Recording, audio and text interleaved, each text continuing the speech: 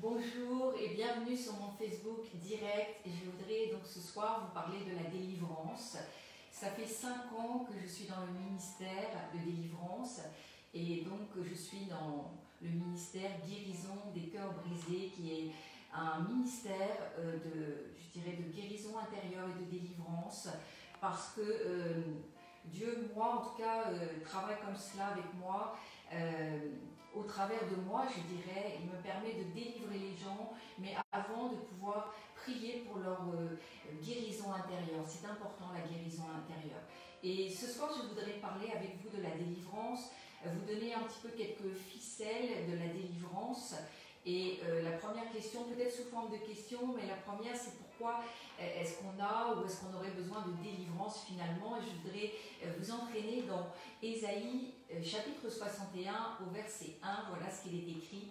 L'Esprit du Seigneur, l'Éternel est sur moi, car l'Éternel m'a oint pour porter de bonnes nouvelles aux malheureux. Il m'a envoyé pour guérir ceux qui ont le cœur brisé. Donc vous voyez que c'était du reste le ministère aussi de Jésus sur cette terre, en plus de la délivrance, pour proclamer aux captifs la liberté et aux prisonniers la délivrance. Voilà, ça veut dire que quelque part, quand je vois ce verset-là, ça veut dire que quelque part on peut être ficelé, on peut être prisonnier et ne pas pouvoir bouger. En tous les cas, c'est ce que nous dit ce verset. Et il faut que nous soyons libres. Et d'ailleurs, Jésus nous appelle à la liberté spirituelle, la liberté en Christ. Nous devons être libres pour grandir spirituellement, parce qu'il ne peut pas y avoir de maturité spirituelle qui s'installe, on ne peut pas grandir dans le Seigneur et grandir vraiment spirituellement s'il n'y a pas un minimum de liberté. Et plus nous avançons dans le Seigneur, plus nous devons expérimenter, je dirais, cette croissance spirituelle, cette maturité spirituelle. Donc ça veut dire, et ce verset nous dit qu'effectivement on peut être prisonnier, et la délivrance, en tous les cas, c'est ce verset qui nous le dit, c'est quelque chose de nécessaire, puisqu'on doit proclamer aux captifs la liberté et aux prisonniers. Donc c'est pas moi qui le dis, c'est la parole, aux prisonniers la délivrance. Donc quand on me demande, mais où est-ce que tu as vu ce terme de délivrance, est-ce que c'est pas dans la Bible? Je dis oui, il y a des passages, et notamment dans Ésaïe 61, il est question vraiment de la guérison intérieure et de la délivrance. Et vous savez, dans les milieux chrétiens, on entend souvent ce verset, et je vais vous le citer dans 2 Corinthiens 5, 17. Si quelqu'un est en Christ, il est une nouvelle créature, les choses anciennes sont passées, voici toutes choses sont devenues nouvelles. Donc on me dit, voilà, donc pourquoi est-ce que tu délivres les gens alors que la parole dit qu'une fois qu'on est en Christ, on est devenu une nouvelle créature et les choses finalement de mon passé sont devenues nouvelles? Non, ce serait bien, peut-être ce serait bien, mais en tout cas Dieu n'a pas voulu que ce soit ainsi, et c'est pas ce que dit ce verset. Ce verset nous dit qu'effectivement les choses deviennent nouvelles, puisque nous évoluons maintenant dans un monde de foi, nous sommes passés d'un monde d'incrédulité à une façon de fonctionner, à une façon de penser. Vous voyez, on avait des mécanismes de pensée qui étaient de notre ancienne condition d'incrédule, et aujourd'hui, alors que je fonctionne différemment, je suis dans la foi, je suis dans le Seigneur, donc au fur et à mesure d'ailleurs que j'entends la parole de Dieu, cela m'éclaire, cela me donne des nouveaux mécanismes de pensée, de raisonnement, une nouvelle sagesse, etc. Donc dans ce sens, effectivement, les choses sont en train de devenir nouvelles. Et je vais vous en parler, mais à chaque fois que nous allons amener la vérité là où il y a du mensonge, alors évidemment, les choses deviennent nouvelles dans ce domaine particulier de ma vie. Donc pourquoi est-ce qu'on aurait besoin d'un ministère de délivrance? Nous pouvons avoir donné notre vie donc, au Seigneur, et si vous m'écoutez, peut-être que ça a été votre cas un jour, vous avez effectivement dit voilà, je veux vraiment que le Seigneur soit le Seigneur de ma vie, mon sauveur personnel, mais peut-être que vous avez dû remarquer qu'il y a des domaines qui n'étaient pas en Christ ou à Christ. Et ce sont des domaines sur lesquels, et c'est bien cela, je dirais, les bases de la délivrance, des domaines sur lesquels l'ennemi va encore avoir des droits sur nos vies. Alors pourquoi est-ce qu'il a des droits? Il a des droits parce qu'il a une certaine autorité qu'on lui a donnée. Vous savez, les choses sur cette terre fonctionnent en termes d'autorité et de pouvoir, et l'ennemi ne peut pas prendre une autorité sur moi à moins que moi je lui ai donné une certaine autorité, une certaine latitude sur ma vie. Et le principe biblique qui régit cela, c'est que ce que je crois, mes croyances, ce que je crois a autorité sur ma vie. Donc il y a beaucoup de choses peut-être que j'ai apprises avant qui sont fausses, des choses qui sont du domaine, je dirais, de l'éducation, du domaine même qui sont réellement des mensonges et que j'ai appris, qu'on m'a appris, enfin bref, que la vie s'est chargée de m'apprendre et qui sont fausses. Alors tant que je continue à croire à ces choses qui sont fausses, à ces choses qui sont du mensonge, elles ont autorité sur ma vie. Et quand nous sommes esclaves, nous vivons en Christ, certes, mais nous ne sommes pas libres. Je voudrais le dire parce que ce verset d'Ésaïe 61 nous le dit. Je peux vivre en Christ, mais je ne suis pas libre. C'est pas parce que je vis en Christ, c'est pas parce que Jésus est mon Seigneur personnel que je suis réellement, totalement libre. Je ne peux ne pas être libre de mes mouvements. Des fois je ne peux pas aller dans certaines directions, je ne progresse pas, j'ai un blocage dans ma vie.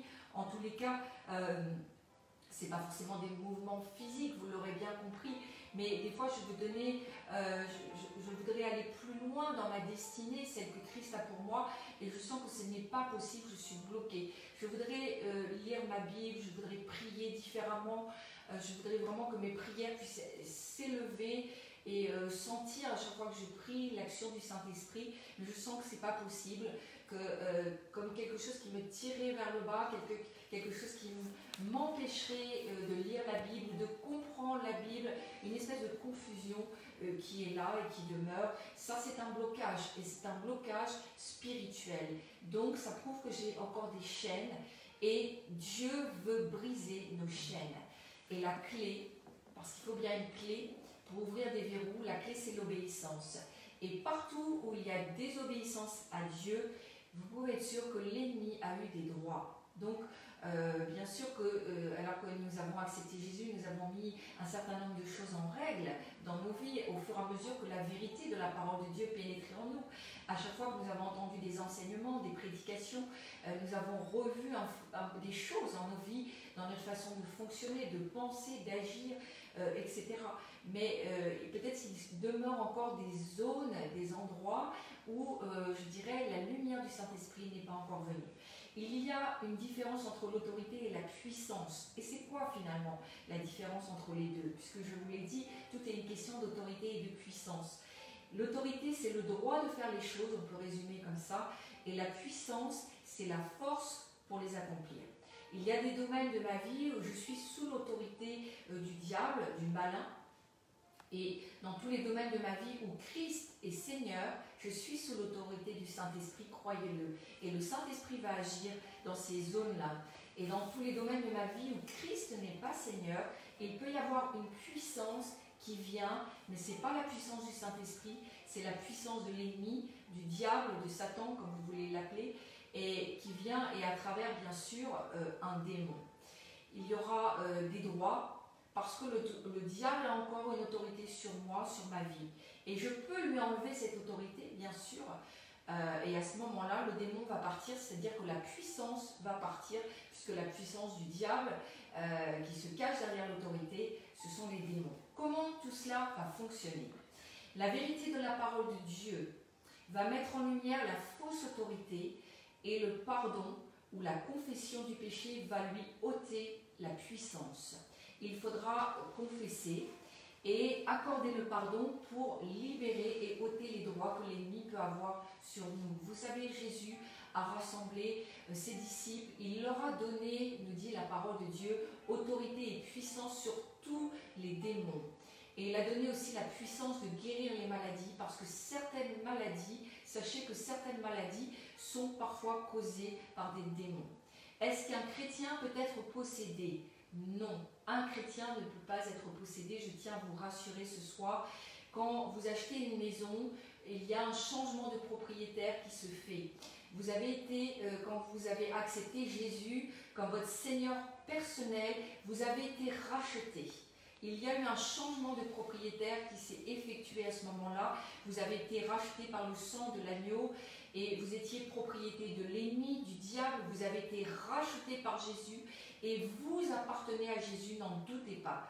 Mais le propriétaire de votre maison maintenant, le propriétaire de votre vie, celui qui doit mener votre barque, c'est Jésus. Mais quand vous avez acheté cette maison, si vous avez acheté une grande maison, imaginez que vous avez acheté une très grande maison avec plus de 10 pièces et vous avez acheté la maison, vous avez décoré cette maison au fur et à mesure, peut-être pas tout d'un seul coup, mais vous avez aménagé la maison et puis des années après, parce que cela peut être des années après, alors que l'ensemble et la majorité de la maison est rangée, propre, vous vous apercevez qu'au dernier étage, il reste une petite pièce que vous n'avez pas encore nettoyée. Et alors que vous vous approchez de la pièce, vous voyez qu'il y a des rats qui courent et ça sent mauvais et ce n'est absolument pas à la gloire de Dieu. Dans nos vies, ça peut être pareil. Notre maison, bien sûr, elle appartient globalement à Jésus-Christ et nous avons fait du grand ménage, nous avons effectivement, et je le souhaite pour vous, vous avez accepté le Saint-Esprit vit en vous.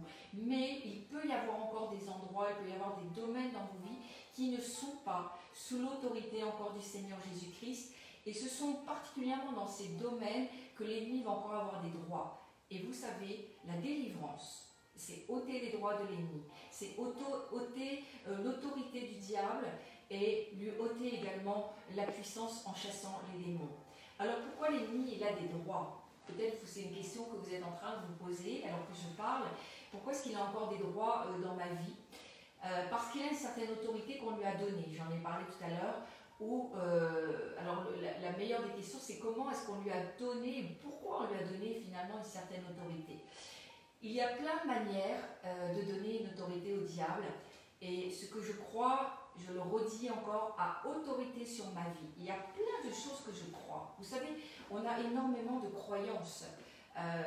On fonctionne d'ailleurs à partir de beaucoup de croyances. Beaucoup de croyances sont dues à notre éducation, beaucoup de croyances sont dues à notre culture.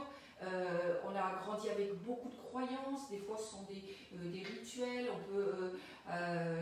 énormément de croyances. Notre vie, pour grandir, pour arriver à l'âge adulte, automatiquement on a énormément de croyances différentes. Et parmi ces croyances, il y a des croyances qui sont fausses. Et ces croyances-là donnent encore autorité au diable. Vous savez, souvent en tant que pasteur, on dit c'est important de lire la parole de Dieu. Alors c'est important bien sûr de lire la parole de Dieu, mais pourquoi? Parce qu'en fait, ça va nous purifier, ça va nous laver, ça va nous sanctifier, ça va ôter toutes ces fausses croyances, ces fausses idées que nous pouvions avoir, et là particulièrement bien sûr en ce qui concerne Dieu, en ce qui concerne notre comportement, celui qu'on doit avoir en tant que chrétien, etc. Donc on va, en lisant la parole, en écoutant également des très bons enseignements, des prédications ointes, cela va amener la vérité dans nos vies. Et c'est la vérité de la parole de Dieu qui va nous affranchir et nous rendre libres. Donc quand on est esclave, on n'est pas libre, donc on est esclave, bien sûr, on est lié par les pieds. On est lié par les pieds, on a des boulets, on a des chaînes, et c'est pour ça qu'on parle de briser les chaînes. Dans la délivrance, on parle de briser les chaînes, parce que réellement on est comme un esclave, et même si ça ne se voit pas, on est comme un esclave. Nous vivons en Christ, mais nous ne sommes pas forcément libres. Est-ce que vous voyez la différence? On peut être libre globalement, et après on peut être libre à même 90%. Enfin, je ne sais, quand on vient se convertir, bien sûr, on rentre petit à petit dans cette liberté que le Seigneur désire nous donner. Mais nous avons un effort à faire, vous voyez, pour rentrer dans toutes les libertés. Un jour, moi, j'ai dû le faire, comme vous devez le faire également. C'est de remplacer des mensonges par la vérité. C'est d'étudier la parole, et de dire, voilà, moi je croyais de cette façon-là, je ne savais pas qu'en pratiquant telle ou telle chose, je désobéissais à Dieu, je ne savais pas qu'en ayant fait telle et telle chose, occultique, évidemment, ce sont des désobéissances par rapport à ce que Dieu veut qu'on fasse, Et nous savons qu'à chaque fois que nous allons désobéir à Dieu, ça va nous abîmer. En fait, pour Dieu, ça ne changera rien. Mais nous, à chaque fois qu'il va y avoir désobéissance, l'ennemi va pouvoir planter ses griffes. L'ennemi va avoir un accès dans nos vies, va prendre une autorité, celle que bien sûr nous lui donnons. Donc c'est une délivrance de l'esclavage spirituel. Vous voyez, c'est ça dont je parle ce soir. Donc c'est important d'obéir à Dieu. Mais comment je peux obéir à Dieu si je ne sais pas ce que Dieu me demande? D'où l'importance de lire et d'être baigné dans la parole de Dieu. Donc, vous savez, Dieu a dit qu'il avait créé l'homme à son image. Et l'homme et la femme, il a donné autorité et puissance. Autorité, il a donné à l'homme sur toute la terre, sur tous les animaux marins, terrestres. Et il a dit à Adam, tu nommeras les animaux, tu feras multiplier la vie sur la terre, sur cette terre. Et pour cela, je vais te donner donc une compagne, une femme, Ève, et je te place dans le jardin d'Éden. Tu peux manger de tous les arbres, sauf de l'arbre de la connaissance du bien et du mal. Et nous savons que ça, vraiment, c'est un principe biblique. Nous recevons l'autorité de celui qui nous donne les instructions. Donc, à ce moment-là, ce qui s'est passé, c'est que Adam s'est placé sous l'autorité du diable, puisqu'il a reçu, ils ont reçu, Adam et Ève, les instructions qui venaient du malin, du diable, de Satan. Voilà. Donc, il n'est pas question, je dirais, de nous culpabiliser, il n'est pas question de rechercher avec un microscope ce qui ne va pas, ce qui ne fonctionne pas dans nos vies, non, non, non. Mais nous savons très bien ce qui ne va pas généralement dans nos vies. Et nous savons les domaines encore, où il y a des, comme je disais tout à l'heure, des blocages, des frustrations, des impossibilités, une espèce de sécheresse dans nos vies. Et alors que nous voudrions aller plus loin, vivre autre chose, nous voudrions être passionnés pour Dieu, mettre des choses en place, nous voyons que non, c'est pas possible, il y a des blocages. Peut-être que vous vivez des blocages dans votre travail, vous êtes toujours dans les mêmes problématiques de travail, vous avez un travail, vous le perdez, c'est difficile de garder un travail, vous pouvez être dans des blocages de mariage. Combien de personnes me disent qu'elles voudraient se marier et ça semble fonctionner et au dernier moment ça ne fonctionne pas. Et des fois sur plusieurs générations, comme on me l'a dit récemment, les femmes ne peuvent pas, sont dans l'impossibilité de se marier. Vous voyez, tout ça ce sont des blocages. Et quand ça se répète de génération en génération, nous pouvons vraiment croire que c'est une malédiction, qu'il y a eu quelque chose, le diable a pris autorité sur une vie, sur une famille, sur toute une descendance. Et effectivement, c'est à nous de ramener la lumière, d'essayer de comprendre ce qui s'est passé, mais en tous les cas, d'obtenir sa liberté, sa délivrance dans le Seigneur. Parce que Dieu désire toujours nous la donner. C'est pas si Dieu veut et quand Dieu veut. Non, la parole est claire. C'est à nous de rentrer dans notre héritage terrestre. C'est à nous de rentrer dans toutes nos bénédictions et il faut être violent, c'est-à-dire dans le sens aussi où des fois il faut bouger, il faut trouver un ministère qui est loin. Si vous cherchez de la délivrance, il faut que vous puissiez trouver un ministère de délivrance qui va vous expliquer, qui va vous enseigner, qui va prier pour vous et surtout que vous ayez derrière un témoignage de délivrance. Comment savoir si vous avez été délivré? Parce que vous aurez un témoignage de délivrance derrière. Donc il y a des domaines, peut-être des domaines de nos vies où on n'est pas vraiment libre. J'ai cité quelques exemples. Ça peut être le domaine financier. Il y a des gens, c'est toujours très compliqué, l'argent, à peine ça rentre dans la poche que déjà ça repart. Et ils n'ont pas d'explication. Et ce n'est pas une question de revenus, de salaire. Il y a des gens qui gagnent très bien leur vie, mais c'est toujours compliqué. Donc vous voyez, je crois que chacun sait pour sa propre vie, il y a des gens, c'est récurrent, des maladies incurables, des maladies récurrentes, invalidantes, des choses comme ça qui font penser que les choses se reproduisent et qu'il y a peut-être des conséquences de malédiction, il y a peut-être un endroit où le diable a autorité. Ça ne veut pas dire que la personne est possédée, je l'ai déjà dit, mais ça veut dire qu'il y a effectivement encore peut-être la puissance du diable qui, parce qu'il a autorité sur nos vies, permet qu'à un endroit, il puisse nous tenir. Donc je crois qu'en matière de délivrance, c'est bien de regarder dans nos vies, d'examiner, la Bible nous le dit, hein, d'entrer en soi-même et d'examiner. Donc c'est bien de voir si nous avons besoin de nettoyer certaines choses ou en fait si on a besoin aussi de faire sauter des blocages, des verrous. Et ça, c'est important. Ça, c'est la délivrance, c'est le domaine de la délivrance. De même que je dirais, on parle du pardon, mais le pardon, c'est la base de toute chose. Si vous souhaitez recevoir une guérison, si vous souhaitez recevoir une délivrance, il va falloir vous libérer un pardon, afin que Dieu puisse libérer sur vous sa bénédiction. Donc il y a des clés, il y a des principes comme ça à connaître. Mais je veux vous encourager, parce que la Bible nous le dit, Dieu nous le dit, on ne peut pas avoir de position neutre. Vous savez, les choses de Dieu, il n'y a pas de position neutre, il n'y a pas de Suisse. Non, Jésus a dit que celui qui n'est pas avec moi est contre moi. Donc où nous marchons avec le Seigneur, nous cheminons avec le Seigneur à sa suite, où nous sommes contre lui. Mais je crois qu'à un moment donné, il faut vraiment essayer d'ôter toute l'autorité au diable. Jésus a dit que le diable n'avait aucune part en lui. Vous voyez, c'est ça. C'est la question, est-ce que le diable a encore une autorité? Est-ce qu'il a une autorité qui peut me bloquer, me frustrer, m'empêcher de vivre avec des peurs et toutes sortes de choses encore?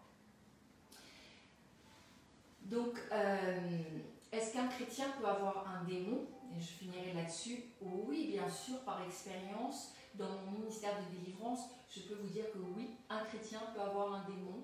Nous avons certains versets qui en parlent dans les évangiles. Nous voyons que Jésus a envoyé les 12, puis les 70, et qu'ils avaient autorité pour chasser les démons. Donc c'est la grande mission que Jésus a donnée et qu'il a enseigné, de chasser les démons en son nom et d'imposer les mains, de guérir, etc. Il a dit que nous devrons enseigner à faire la même chose. Enseignez-leur à garder tout ce que je vous ai prescrit. Tout. Jésus a dit tout. Nous devons effectivement, ces choses-là, ça fait partie de la grande mission, ça fait partie du devoir du chrétien. Donc oui, un démon peut être et avoir une part dans un chrétien. Donc, en résumé, le ministère de délivrance, c'est quoi? Le ministère de délivrance, c'est la suppression des droits de l'ennemi. Le diable est très procédurier, croyez-moi. Il est très procédurier. S'il n'a aucune autorité sur vos vies, s'il n'a aucun droit sur vos vies, il ne pourra pas vous tourmenter, ni vous blesser, ni amener une maladie, ni rien du tout. Donc, c'est la suppression des droits de l'ennemi. Et la clé, c'est la confession. Confesser, bien sûr, ce qu'on a pu faire, ce que les ancêtres ont pu faire, se défaire de cela. C'est le pardon et c'est la renonciation. Ça fait partie des clés dans la délivrance. Ce qui permet aussi que les liens iniques, ce qu'on appelle aussi les liens générationnels, puissent être coupés, que vous soyez délivrés. Je dirais que le diable, il n'aime pas, à chaque fois qu'on expose ses stratégies à la lumière, il n'aime pas. À chaque fois qu'on expose les liens, les problématiques, la façon dont il travaille, il n'aime pas. Donc la parole de Dieu, elle va démasquer. La parole de Dieu, elle va mettre la lumière là où il y a encore des ténèbres. Donc vous avez bien compris, ce n'est pas dans toute votre vie, ce sont dans des zones, ce sont dans des domaines. Et à ce titre, je voudrais vous inviter à participer à notre séminaire en direct, qui aura lieu donc en direct de mon Facebook. C'est exactement dans une semaine. Dans une semaine, nous y serons, puisque c'est le vendredi 8 mai. Si vous pouvez noter, c'est important. Si vous vous êtes retrouvés dans ce que j'ai dit, si vous pensez que oui, vous pouvez avoir besoin de guérison intérieure ou de délivrance, les deux d'ailleurs, je vous donne rendez-vous le vendredi 8 mai de 17h30 à 19h30 et le samedi 9 mai de 14h30 à 17h. Donc au programme, nous aurons un temps de louange, un temps d'adoration et nous aurons un enseignement. Comment trouver, c'est pas chercher parce qu'à un moment donné il faut trouver, comment trouver votre délivrance. Je vous enseignerai sur des clés, sur des mécanismes pour vous emmener dans plus de liberté dans votre vie. Et je vais également exercer le ministère. C'est quoi? C'est-à-dire que je vais prier pour les besoins de délivrance et de guérison intérieure. Croyez bien que l'écran de votre téléphone, de votre iPad n'est absolument pas un obstacle à l'onction. L'écran de votre téléphone ne peut pas, je dirais, arrêter l'onction du Saint-Esprit. Et moi, je vais me préparer pour ce séminaire à déverser l'onction. Et à certains moments, je vous demanderai même de toucher peut-être l'écran pour recevoir la puissance du Saint-Esprit, particulièrement pour les prières de délivrance. Et je sais que le Saint-Esprit agira au travers de votre téléphone ou de votre iPad. Pour ce séminaire, nous souhaiterions que vous puissiez vous inscrire. Pourquoi? Parce que bien sûr le séminaire est gratuit, mais je souhaiterais que vous puissiez vous inscrire afin que je puisse connaître qui vous êtes, afin de connaître un peu votre vie ou votre problématique et vos besoins en termes de prière. Voilà, donc je vais vous donner un numéro de téléphone, si vous pouvez le noter, que vous pouvez appeler dès à présent pour toute inscription. C'est le 06 42 62 58 57. 06 42 62 58 57. Je vous donne rendez-vous dans une semaine. Portez-vous bien, soyez bénis et je m'attends à vraiment un séminaire très puissant parce que là c'est le 21e séminaire et le Seigneur vraiment ne nous a jamais déçus. Le Saint-Esprit a toujours agi et si vous êtes déjà venu à un séminaire, vous avez vu la puissance du Saint-Esprit agir et je vous assure qu'à travers du Facebook direct, ce sera la même chose. Soyez bénis, à très bientôt.